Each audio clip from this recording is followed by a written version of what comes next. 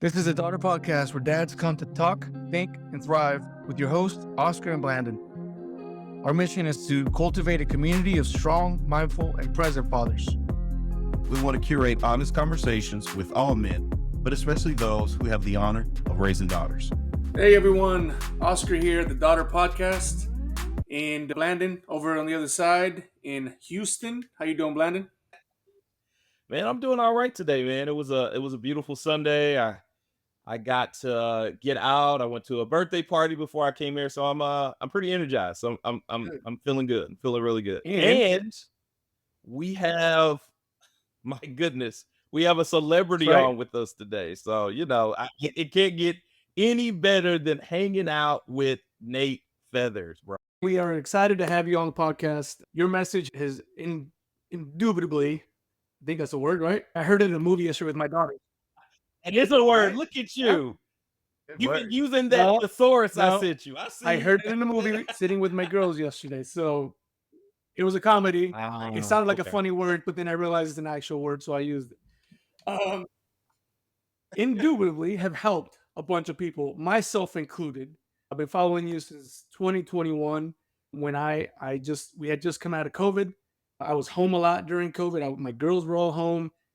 That, as I'm sure for many of us, changed the dynamic of our everyday.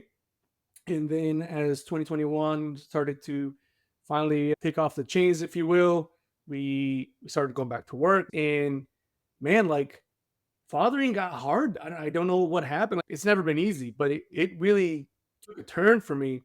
And that's for me. That's when you came in. I was on Instagram and it was just some video popped up and you talked about not knowing what you're doing as a parent.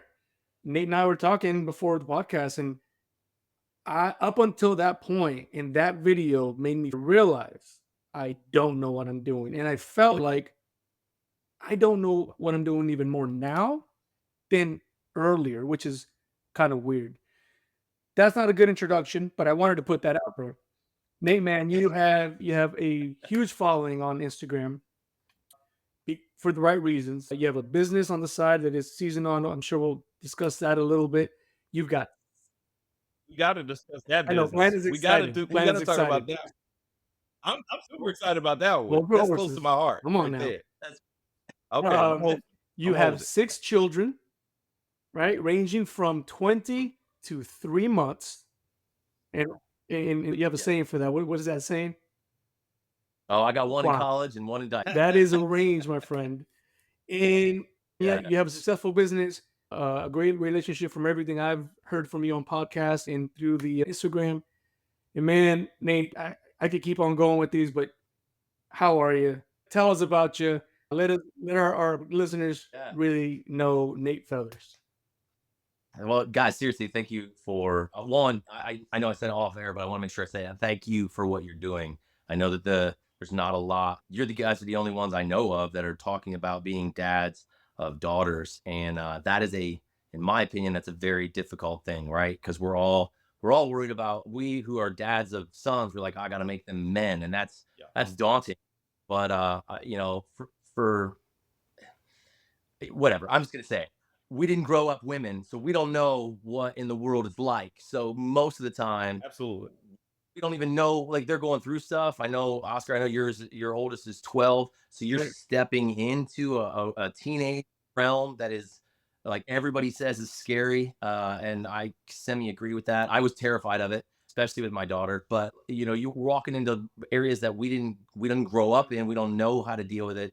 So I'm really excited that you guys are doing that. So one, thank you, because guys need to know that they have a huge influence on their daughters all the way through life, regardless of their age and all of the things that women go through that we don't experience.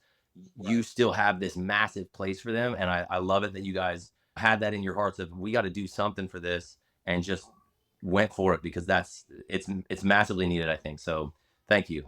But yeah, dude, it's been a fun ride doing this and getting into Instagram and it blowing up. That's one of the things my wife hates me saying that, but it felt like that's what happened. She only hates me saying it because she's like, people want to hear what you have to say. And I was telling Oscar earlier that sometimes I just start sharing. I've gotten so used to sharing stuff that I'm like, I can't be the only one dealing with this. And Instagram has proven over and over again that that is the truth, that we are all living the human experience, going through the same things, maybe coming at it from different angles, but for the most part, we're dealing with the exact same thing, and we have lots that we can relate to with each other about almost all Yeah. areas of life, I think. So, yeah, Yeah, and it's absolutely. And I don't know about you, like I'm not a social media guy, and then it's been a big learning curve for me. I know Bland has been giving me a hard time about it, just learning curve as a whole. But You're getting it, I'm bud. getting there. You can teach an old dog new tricks. It works. Sure Uh, can. right. but in this process, the podcast process, talking these things out loud with Blandon, with guests that we have, Trevor, and we've had other guests that we've now interviewed. I know we don't have those out yet, but I mean, it's been really helpful to do that. Do you experience that in sharing on Instagram? Like you had a reel about your son. We talked a little bit about it where you don't want to break him. You don't want to break what he is in because of all these other things. And we'll get into those. But does that give you some type of like therapy, for lack of better terms, to just put it out and then listen back to it, or have someone hit you up and be like, bro, that just hit me in the teeth, which I've done with you several times on your stuff. So is that what you experience when you're putting those out? You're saying you're getting used to kind of putting things out there? Yeah, it's interesting. I think so. I think it could be kind of therapeutic for me. I went to Peru when I was in college, and the one thing they said that culturally was if you're in a group and someone is around, make sure you open up so that your back isn't Okay. to them, Mm, right? And I know mm. back in like days of kings and stuff, you don't turn your back on the king. But in Peru, they're like, this is for everyone, and it was just something that really stuck with me. Always be including, always be open the circle, let more people in. And I'm the kind of guy that doesn't, I don't like it when people seem like all alone. That's the person I'm going to gravitate to. And I don't know if that's was taught or if it just became my personality, but I want to make that open. And what I find is when I share stuff, and usually it's the stuff that I'm like, I don't know if anybody else is feeling this or not, but I'm just going to say it because it's something that I'm going through. There's got to be somebody else out there. And if there is, hopefully that makes them go, no, they're not alone. And that's something that is deep for me is I want to make sure I don't like feeling alone in things. And so I don't want other people to feel alone. And so if I'm thinking it or going through it, I'm just like, I'm going to share this. And it's just steered a lot of life for me. And so when Instagram started, and like I said, when people started following and sharing the videos and it started to grow, I started being more and more willing to share things that I normally probably wouldn't, just because maybe that would cause more of a conflict or conversation where people disagreed with me. But that also Yeah. fueled good conversation. And so, yeah, so it's definitely been something like I grew up in the church. And so one of the things that I started working through when I was in another country as well, I was in Costa Rica. I was working through something, and the people in that particular area had a very strict thought about something about God. And I just had this whole other idea. And I was like, I'm going to start sharing this because I think I'm going to see what they say about it. And the more conversation we had with them opposing me, the more I kind of Hmm. felt like I was on the right path. Mm. And so I just and it's kind of been that way for this whole fatherhood thing. I mean, I did one reel about not spanking and yelling. And I mean, it was crazy to me how many people advocated for that on the reel that I was saying, I don't think you should do this. And I looked at my wife and I said, I am fully onto something here and I'm going to dig my heels in because I believe that kind of response, I'm onto something. And sure enough, as soon as I started going down that road, that's when I connected with Gabor Mate, Dr. Shafali, and all these people who are literally saying the exact same thing. And these psychologists who are like, yeah, dude, spanking is not a good idea. Like psychologically, not a good idea. So it's grown and helped me grow. It helps me grow. And so it's all out there for that. And you know what I do appreciate too about your Instagram is you talked about the highlight reel, and most of the time that's what our stuff is, right? It's highlight reel, not our stuff, but when we watch something on social media, that's not what I get when I Yeah. watch Nate Feathers, right? Don't get me wrong, there's some cool stuff in there. And when you're holding your little one, I just it took me back to like holding my little one. Like that to me, that's a highlight reel. So I'm not looking for some grand, vacation thing. I'm just looking for life, right? But I don't get the highlight reel from when I watch Nate Feathers on social media, and I think that's important because that really you mentioned where you talked about your son like that. I don't have a son, but I have my girls.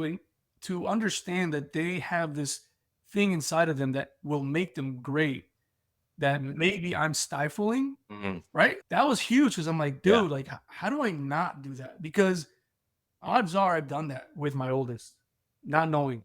We've talked about it in the podcast before. In the military, we call it you're going to fall back to your highest level of training. That's what we call it in the military. So if you train crappy, you're going to fall back to that training when the poop hits the fan. But that's the same. It's the same as us growing up and being parented. What we saw, what we felt, what we experienced is going to drive us to do the things that we do with our children unless we're mindful, unless we're present in that moment, unless we're talking to other men that have gone through this process to give us that feedback, to give us that other lens that I absolutely don't have. So the lens that I can put on when I watch you on Instagram, that lens really helps me because I try to keep that lens on after I put the phone away. Right. I'll put the phone away. I'm like, can I keep this lens on real quick and look at myself and maybe look at my daughters Yeah. through this lens? Because you talked about your daughters as well, and we'll get into Yeah. that. But that is really something that I think resonates with people. I know when I send yourself over to Blandon before, he agreed as well. Like these little things that you discuss, it's not a highlight reel.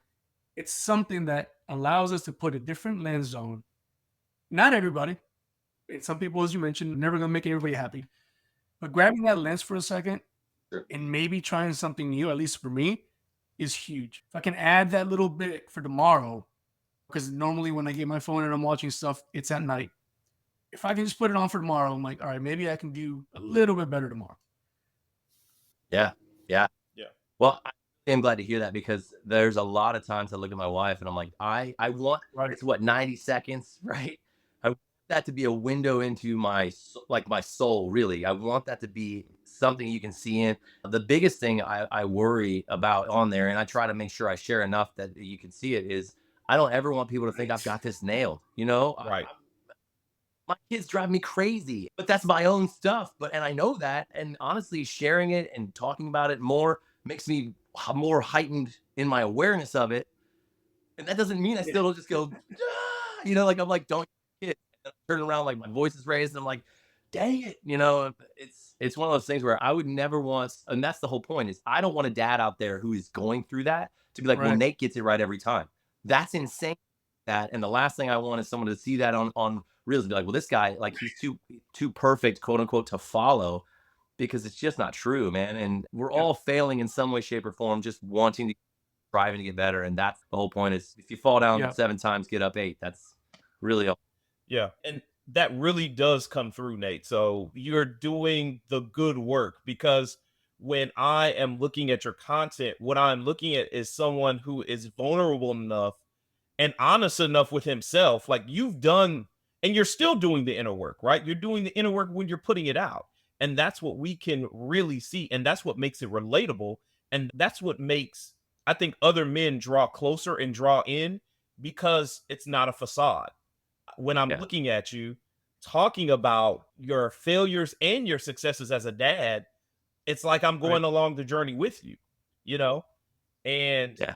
and so we're on the Daughter podcast today. And so I think a lot of our listeners want to know the answer to our canned question. When did you get daughtered and how was that? What was that time Yeah. like?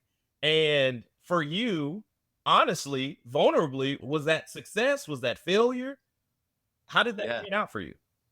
Yeah. Well, so my oldest daughter is 17 and she'll be 18 in October, and that's terrifying. But but she's awesome. What's funny is that she's a lot like me, and I love that. And she has this I don't know how else to put it other than she's very, very blunt with how she feels about things. And so it comes across as fully attitudinal. Like when you think teenage girl, she'll probably hate me for saying this, but that's how it comes across. And then you'd be like, hey, did you hear like how you said that? Because it sounds like you hate us all. And she'll be like, no, I just said this. I'm like, if you'd have said it that way, it comes across totally different. So we're all No. tone.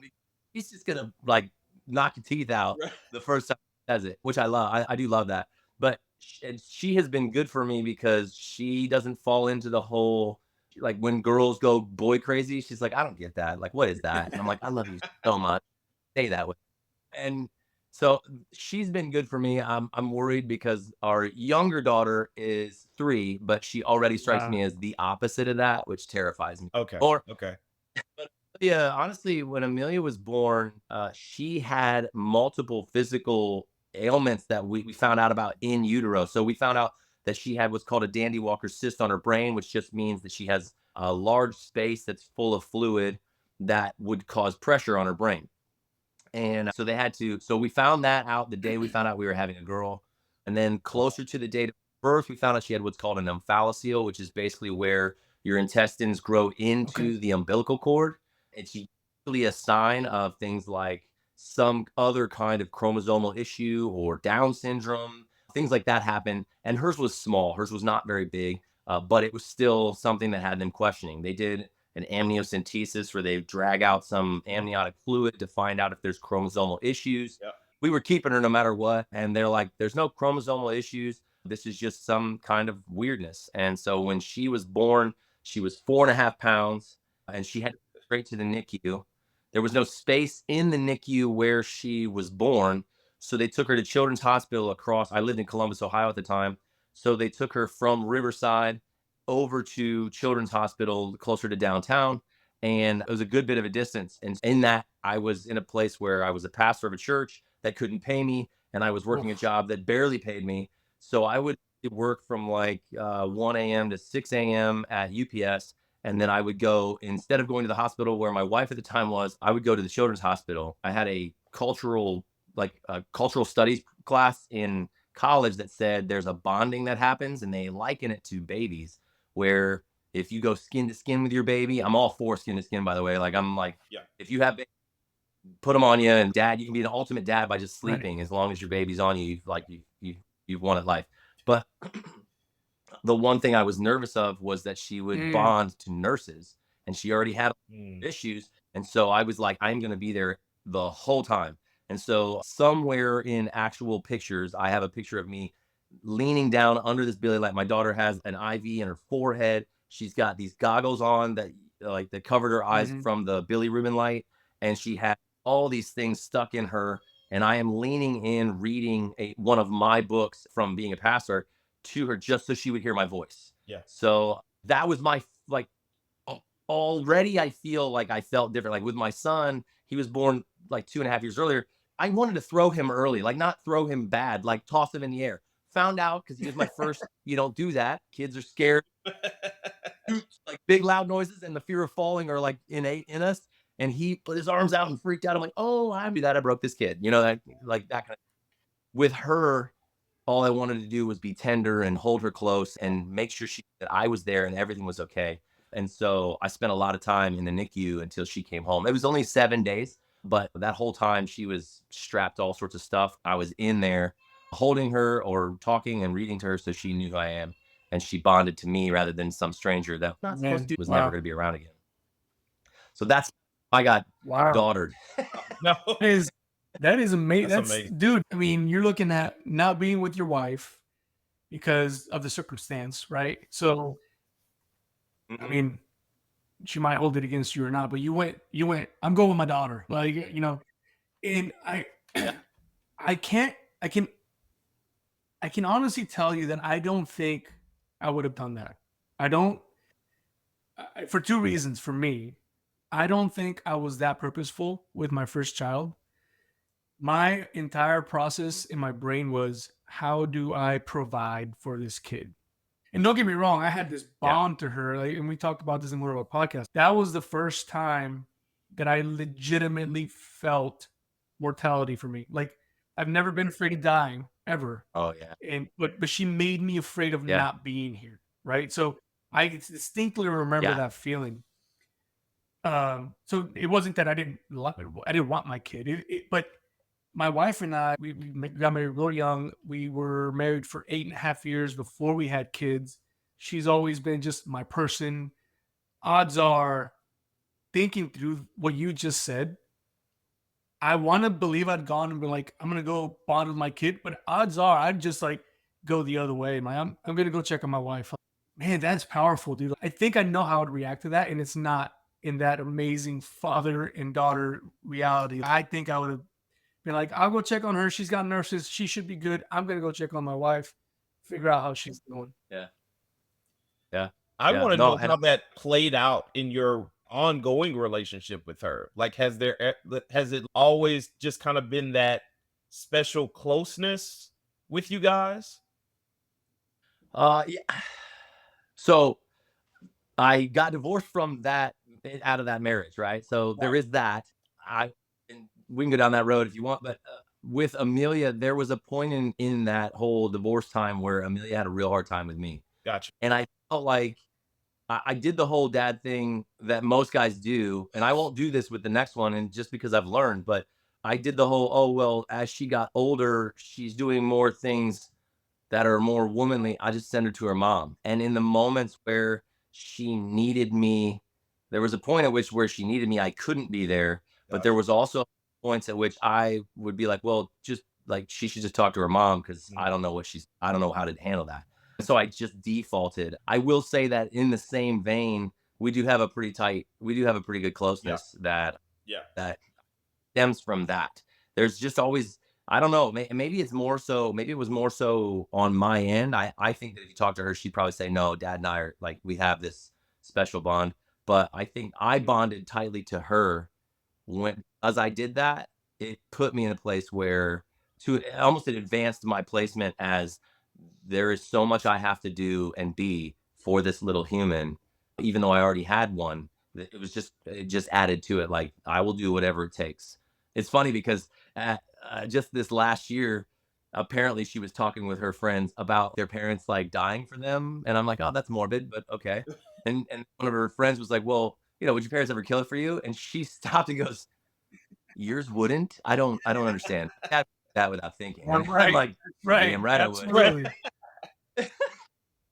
So the line of questioning came because just th- I feel like, and I have a relationship with both my daughters. I'm close with them, but because my youngest daughter has had some health issues, she has asthma, and we've had to spend time in the ER together and in the hospital and having these procedures.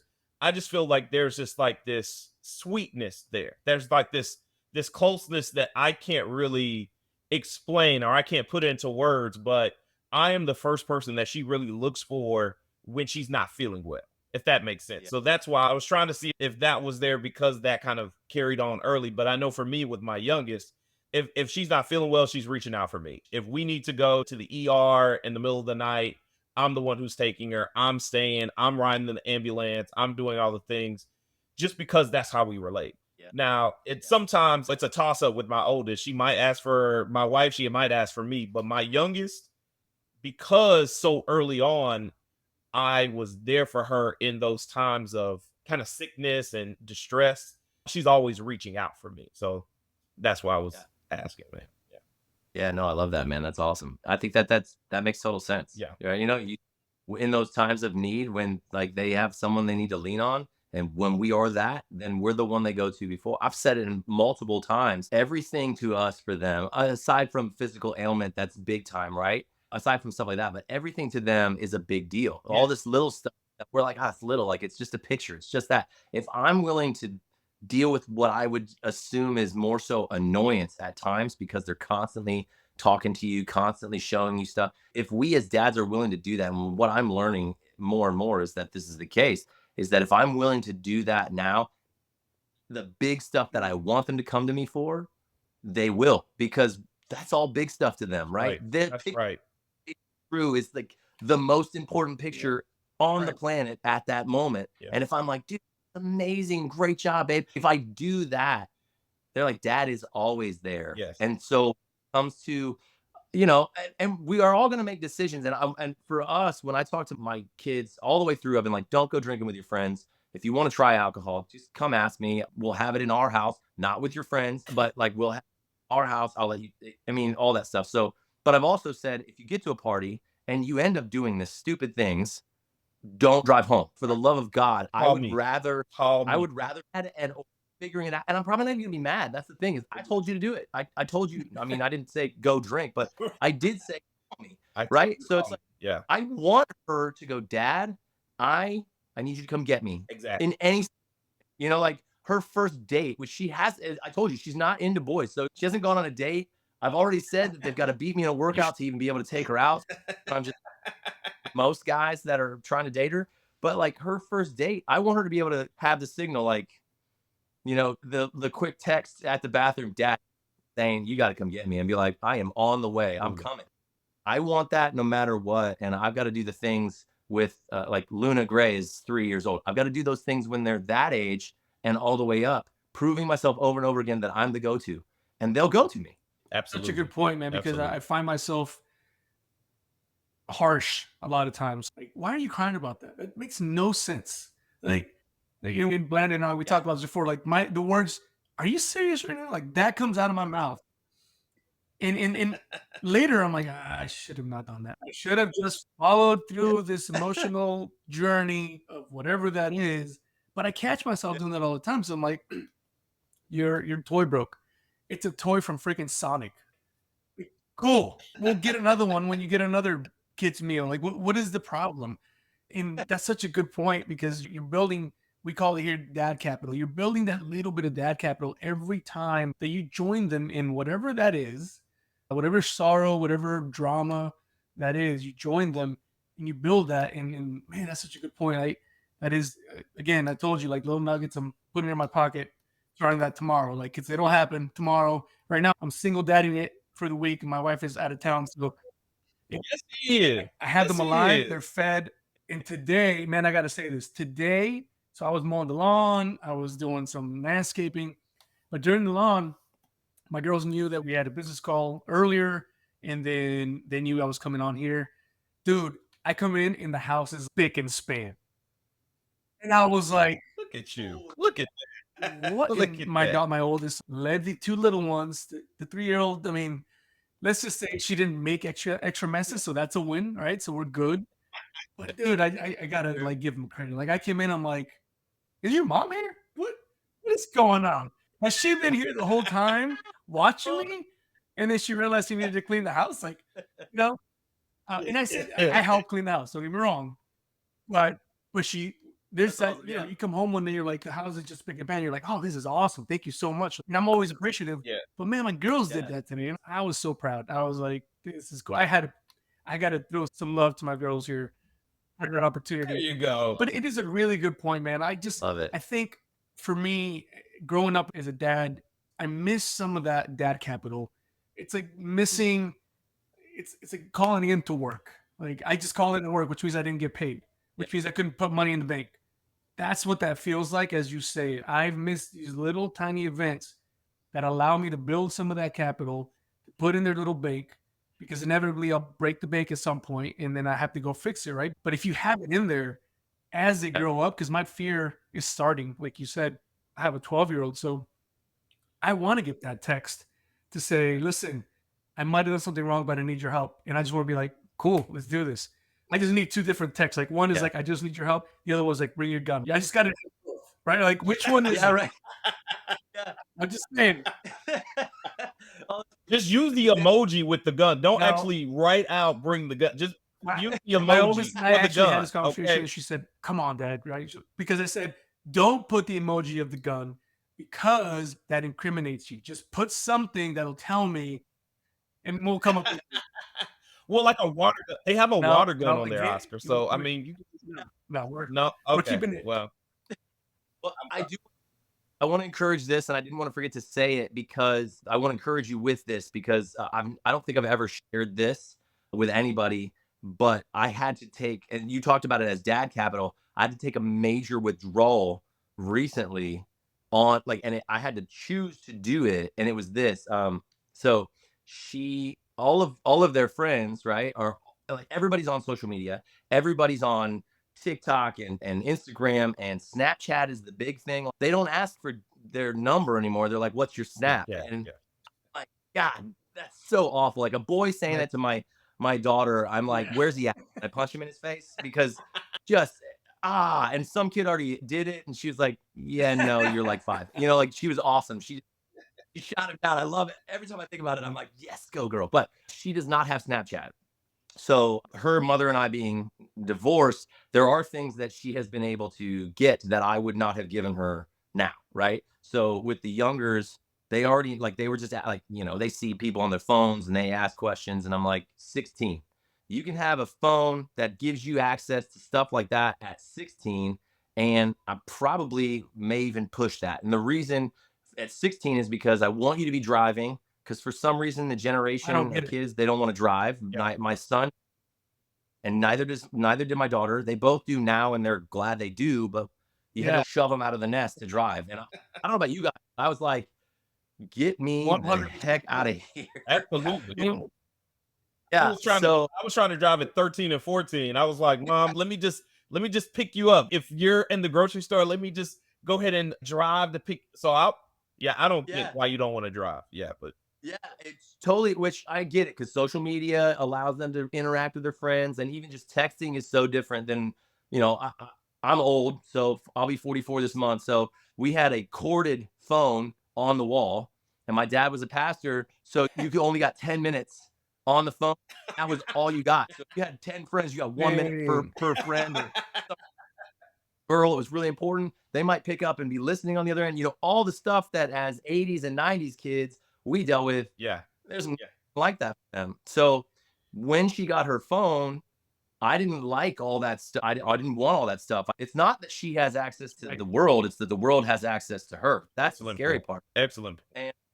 And so I was real iffy on that. And I even told her, I don't care if your mom buys the phone. And she needed it because we needed to be able to interact without having to go through her mom. There's no problems there, but I just wanted to be able to talk to her. So that Absolutely. was important. But I knew she needed it. But I also was like, listen, this is my phone.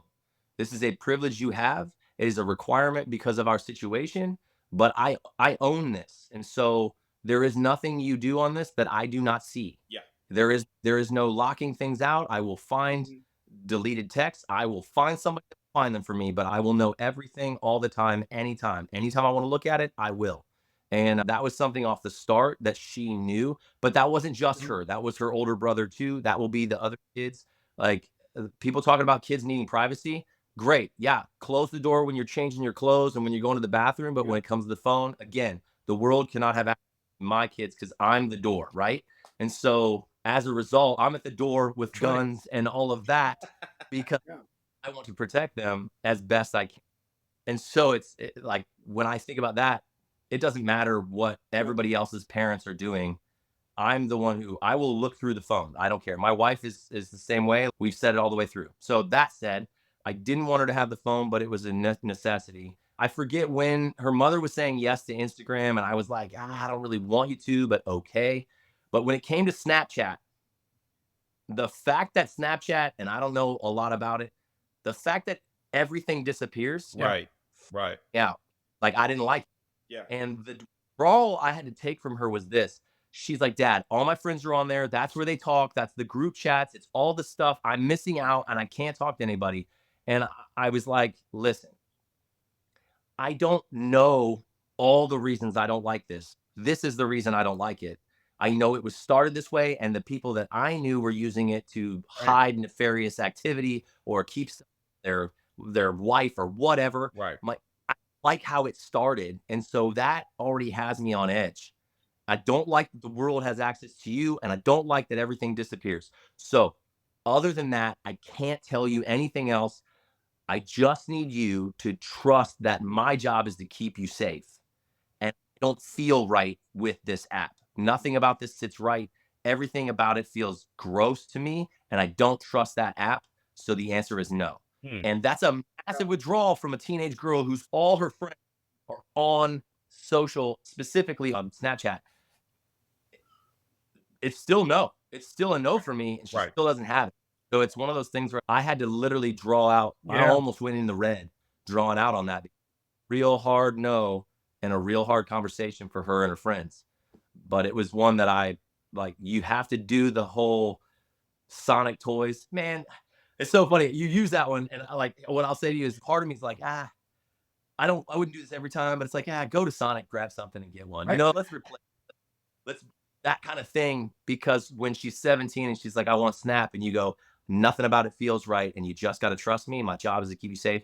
When you withdraw that, that's a heavy For withdrawal, but sure. you want to have the capital Absolutely. That's that such you're a great talking about. point, man. That's yeah. I again another nugget going into little basket here for today because that is it's just something that I find myself doing. It's just I don't I do celebrate things with them, but when it comes to emotional control, that is like, yo, you can't lose your emotions over this. Sounds so dumb. I don't Yeah. say that to them specifically, but certain things I'm like, wait, are we seriously crying about this one thing? I was in Afghanistan seeing children like eat nothing.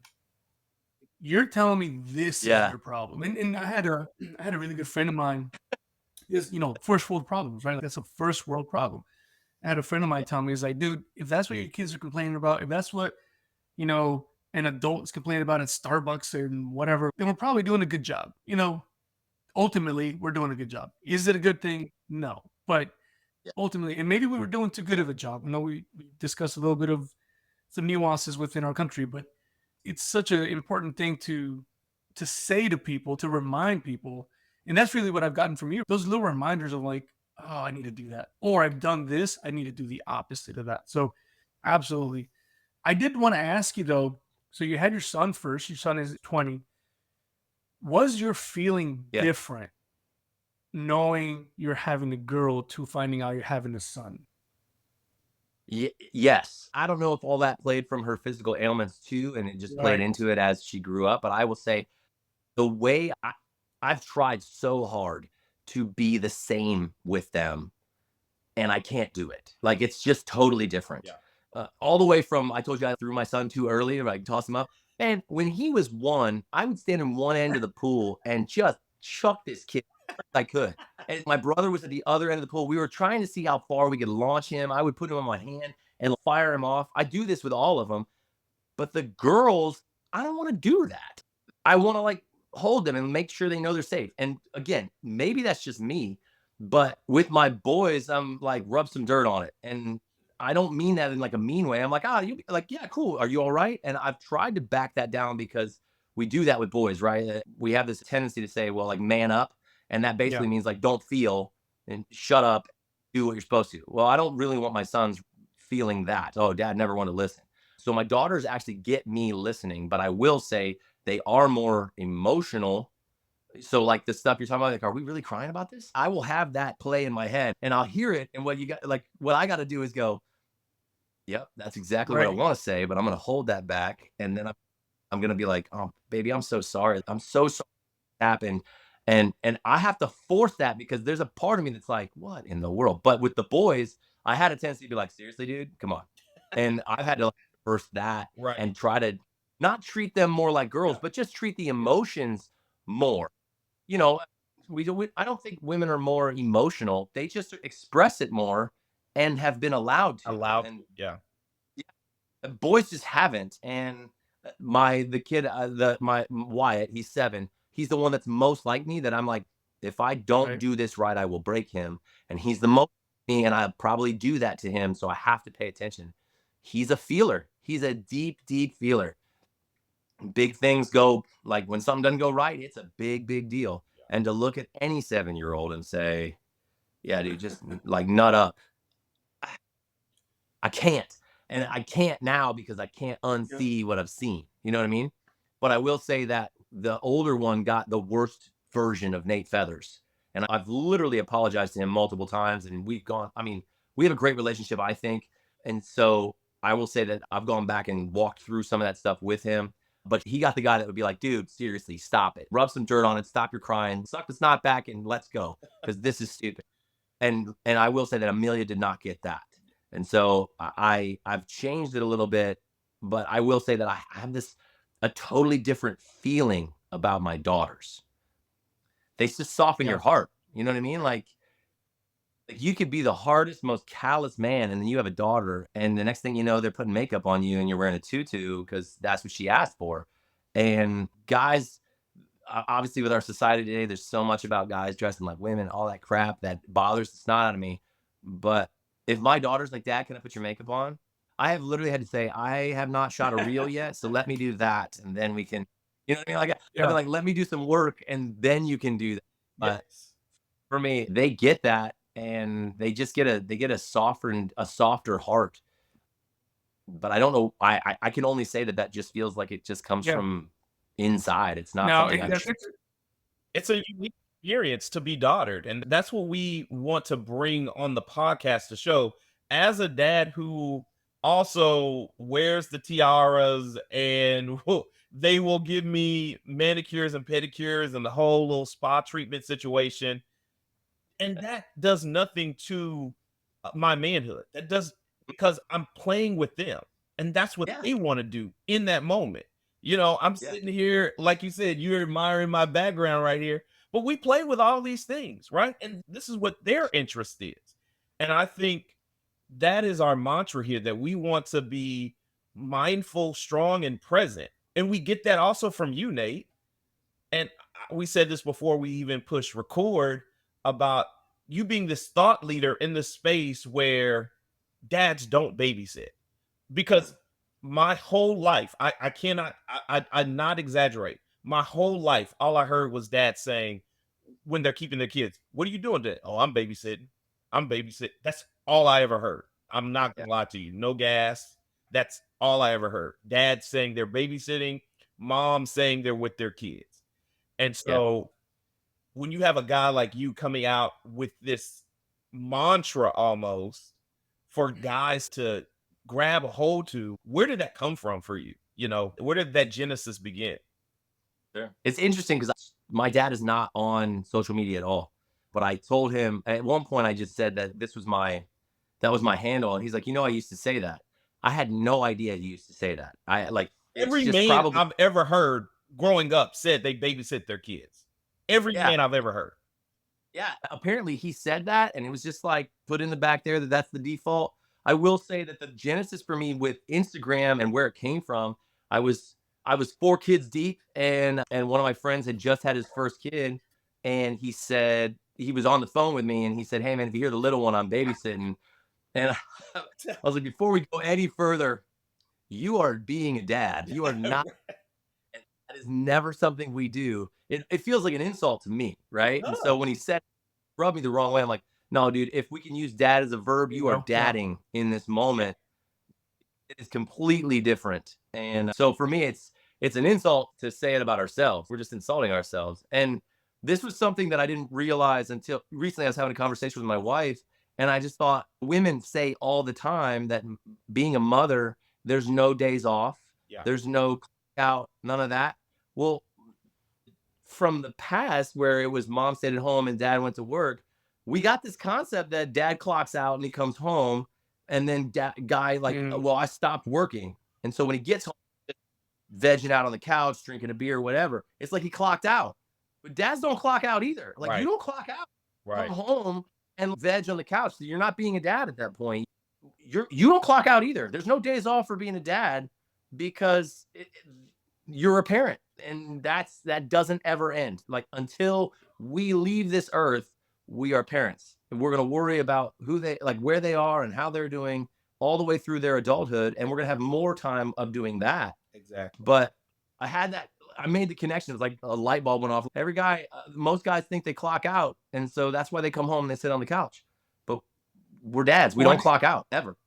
So like, if we do it right, yeah, go ahead. even when we leave the earth, we're still their dad. That memory Yeah. needs to be Yeah. of I want this person, or Yeah. this person is with me because of the things we've been able to teach, the things we experienced with them, all those different things. Lately, there's been a post on there that from like not The Martian, but the other movie with Matthew McConaughey, where he has this little thing where he says, "You know what I'm talking about?" Like it says, "We are now here just to be a memory for our children," and it's been getting me because I'm like, Yeah, dude, yeah, that's super true. And if we yeah, do it right, that memory's good, and that memory carries on, and then they in turn give that to their children, and so on and so forth. So you're creating something beautiful. But if we don't do it right, either the memory's gone, or in the conversation that we were having, that memory now is used to then continue a negative process that potentially can harm the entire generation. So it's so important to realize that what we're doing, regardless if we're doing it right or wrong, what we're doing will impact the future, not just like when we're here, but the future. Yeah. I tell men all the time, if we get this right as dads, the crazy part is we have to do it consciously because our dads didn't know, right? Like I look back at my grandfather and see what he did that changed the family tree. And then I look at how my dad changed the family tree again and chose to do things differently that he didn't want in his life. He took the good, left the bad, and I'm doing the same thing, right? And so it's generations of choosing to do something different with what we saw as wrong and keeping all the good things. But I keep saying to guys, the crazy part is if we as dads right now do this correctly and do it well and do it consciously, our children will do it Right. unconsciously to our grandkids Mm, because it's the default parenting method yeah. to do what your parents did, right? So if I do everything I can to consciously parent, like go into those situations and hold my tongue and listen and be empathetic and be that dad that is there for them. If I do that now, that's just the way you do dadding in the future to my grandkids. That like that gets me hyped for dads because I'm like, that's what makes me want to go. Come on, dudes, you got to come with me because we can change an entire generation like an entire the face of fatherhood in one generation by just choosing to consciously And, do the and right I got thing. to tell I you, love that. I I personally love that. believe that, obviously I'm on a biased boat here, but I personally believe that the impact may be even bigger if we're good fathers to our daughters because they're the ones Yeah. Yeah, multiplying everything. You talked about this in one of your podcasts. Like the man brings something and the woman will multiply it beautifully. Our daughters Yeah. will then have the opportunity to multiply that a lot more and in a much bigger sense than our sons. And to me, yeah, again, yeah, I'm biased. I only have girls, so that's okay. I'm okay with that bias. But when I do think about that, yeah, like when I think, growing up in my type of family, the culture was, well, you should have boys. You're supposed to have a boy. You've got to have a boy. Okay, cool. I can't really decide that, right? The big man upstairs said I'm having girls. This is what's happening. And the whole mantra behind that is, well, they carry your name forward, right? Okay, cool. yeah, I have 3 daughters. If my 3 daughters have 3 children, we tripled the name, whether the name is there or not, right? So yeah, where's this concept come like, where's this mathematics coming from? And so I yeah, I know yeah, Glenn and I have sat down and just come to a realization, like, we have to bring the these men that have daughters, particularly at the younger ages, right? Because I'm still there. Landon is definitely there. I have my 12-year-old now going in. You, Nate, you've been there. In fact, you're still kind of there. You have your 3-year-old, right? And you have your 17-year-old. So you've had this. I feel like you have this awesome amount of information now, which may not work for your 3-year-old. You talked about that, and we've talked about that too. Like, I've made a playbook. Oh, okay, go try that playbook out because we have a whole new human. Got that, right? that's true. But if we can do that right with them, the multiplication in my mind is bigger than with the boys. Although I greatly appreciate Yeah, men that are raising good men because that's going to be needed. Absolutely. Absolutely. yeah. Really true. Actually, I'll tell you this. This is some science, and I call my wife my voodoo witch because she like knows all this, all like crystals and all that stuff, and I love it. But she told me this one time, and I was like, "Oh my gosh, that's crazy." It goes with what you said. It's that at some point in pregnancy, my daughter was inside of my of her grandmother. Yes. What? Yes. Because when a girl is inside her mother, Yeah. she has all Yes. that she was, Wow, wow, wow, Yes. and wow. so for in grandma when she's pregnant with her daughter. And that, like, so my mother in law and my wife and my daughter, Luna Gray, were all at one point Yeah. in the same space as grandma. And so there's 3 generations of energy. When I say that, I just mean how did grandma feel? So when we are dealing with our daughters, you're dealing with all of her grandbabies are half there Wow. right now. And so you're dealing with the next generation as you treat your daughter the way you do, because the energy with which you give to her and the way she feels and all of that affects all of the cells in her body, including the eggs that are inside. And so, yeah, as a father of daughters, men got to know this, because how you speak to her, how you treat her, you are literally treating your future grandchildren Wow. at the same time. That just blew my Right. mind. Because Yeah. you think I know my mother-in-law, I know my mom and my sister, and I'm like, man, this Yeah. is making a lot of sense. Yeah. It's nuts. It's crazy, but that's why. And I was listening to Gabor Mate talk about this, but he was walking through that, and he's like, that's why there's generational trauma that like sometimes people can't figure out why they are the way they are. They're like, why do I think this way? Why do I feel this way? There's energy that has been put in you from past generations that you can do nothing about Right. until you're aware of it and then start on it. But the more work that we do as fathers and even mothers, as we do that, we definitely affect the next generation, Wow. even just energetically. Well, that just made our job even more important there, Blandon. Right?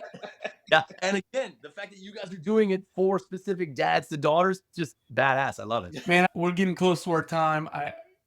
Just the questions in my mind are all there, and maybe we can have you back, Nate. We can have another great conversation about this. That would be great. That But would I be gotta great. ask you, this is one of our other canned questions, but it's one that just when I think of Oscar right before finding out about having a girl, Mm. I think I could have reacted like this. I could have done this. I wish I would have had more money. I wish I would have had these things. I wish my mind was right. All these different things. And we talked about that in other episodes of how I found out and my reactions.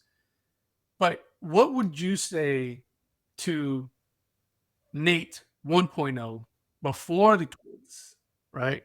Yeah. Before finding out your first son's coming, your first daughter, particularly your daughters, right? Because we haven't talked about your youngest. Yeah. What would you say Sure. to that Nate, just to get him prepared for that? Yeah. Wow, that's a good question. I think what I would want me to know back then is I would want to say you don't know everything. Yeah. So don't assume you do, and be willing to learn as much as you can, because that is what will allow you to become not just better, but what your kids will need. That humility, that humility is where it's at as a parent. Wow. I thought I knew what I was gonna get myself into, and man, we have a podcast about it. I still am trying to figure out what I just got myself into 12 years later.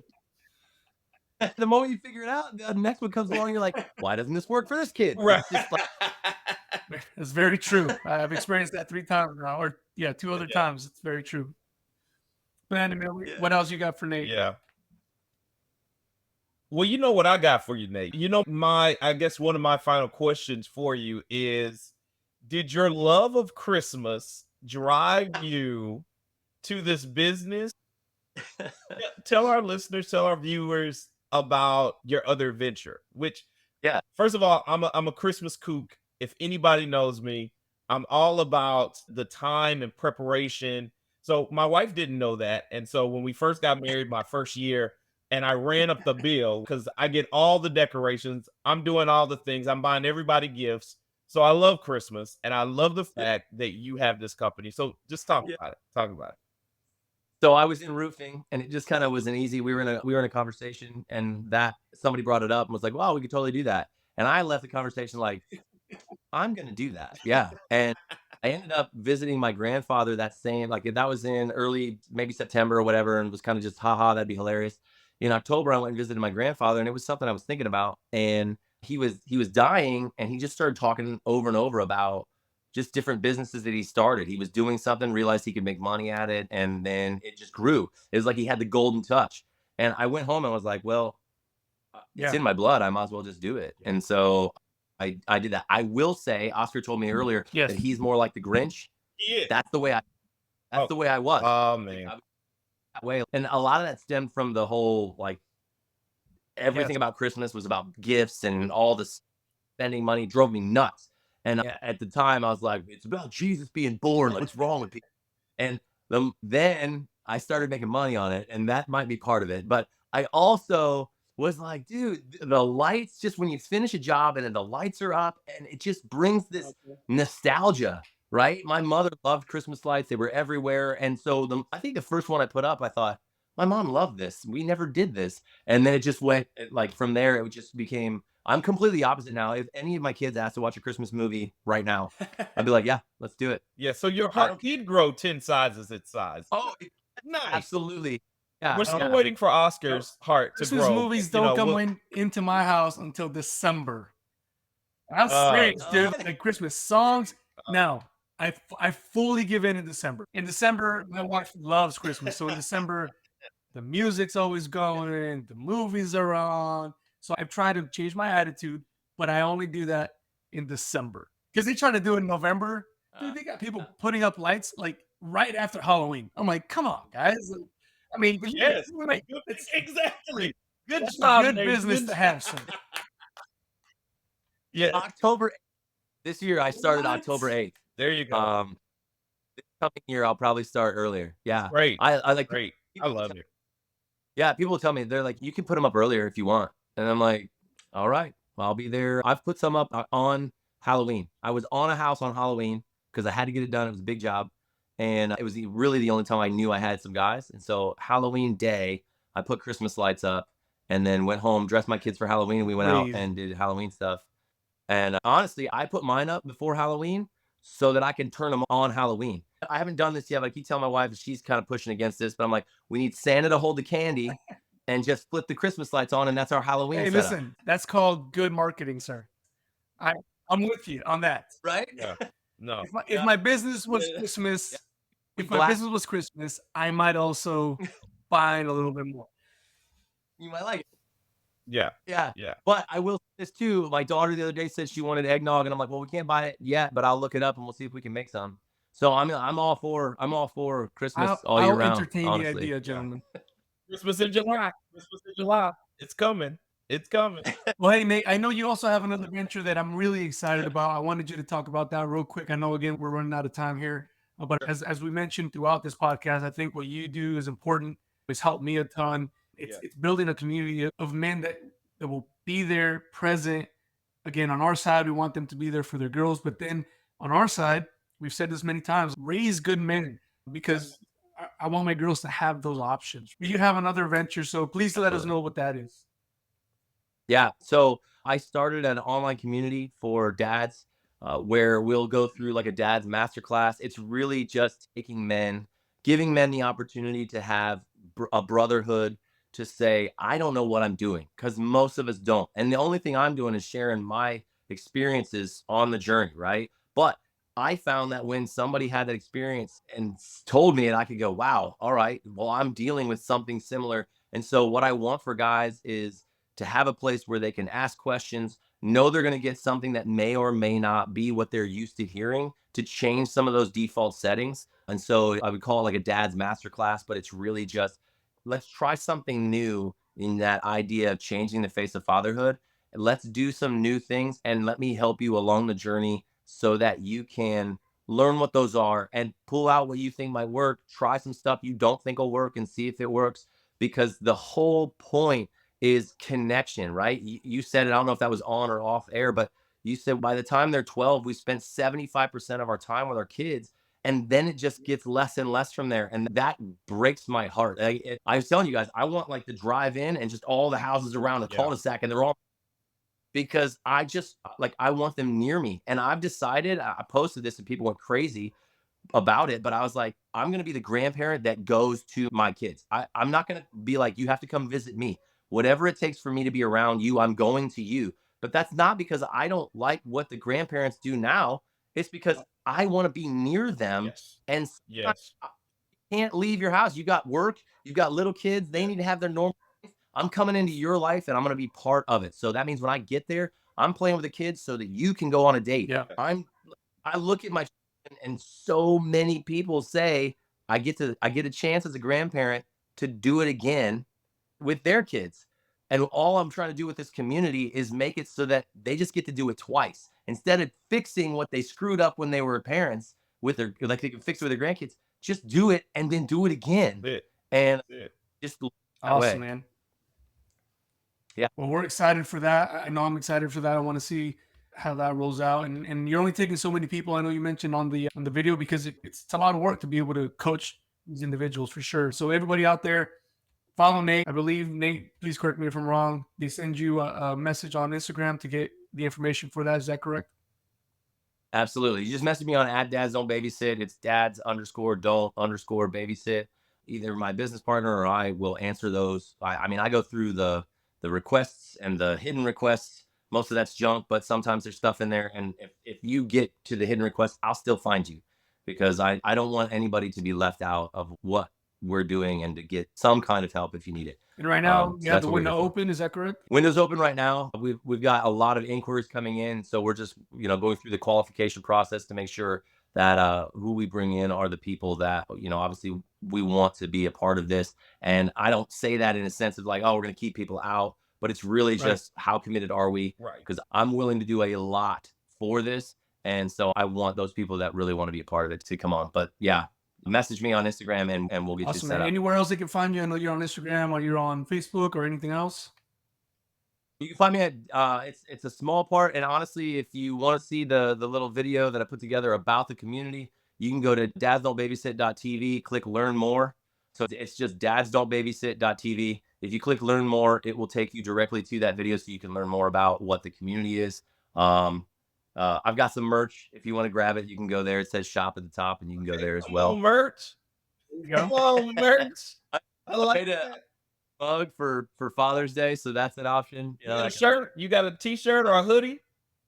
Yeah. Right. I'm gonna grab one, man. Okay. Yeah, dude. Well, as you know, at the Daughter Podcast, we're for that. So if we can help with that, please let us know. And then Blandon is at Undoubting Thomas. Undoubting_Thomas. Listen, guys, I'm 83. not a Yeah. social media guy. I look for Blandon on social media by typing Not a Blandon social in. media guy. All right. We don't let him. But He's learning. He just admitted I'm earlier learning. he's learning. So you can find the Daughter Podcast or Daughter Podcast at all the handles, at all the places at Daughter Podcast. So find us there. I believe on X we're Daughter Pod because they wouldn't let me finish the word. So that's cool, but you can still find us. Look for us, Nate. We're gonna put your stuff down in the show notes on our YouTube so that people can click on that and go find you. Man, I cannot thank you enough for taking the time to hang out with us, to let us know you a little bit, to give this type of information to our listeners out there trying to be good dads for their daughters.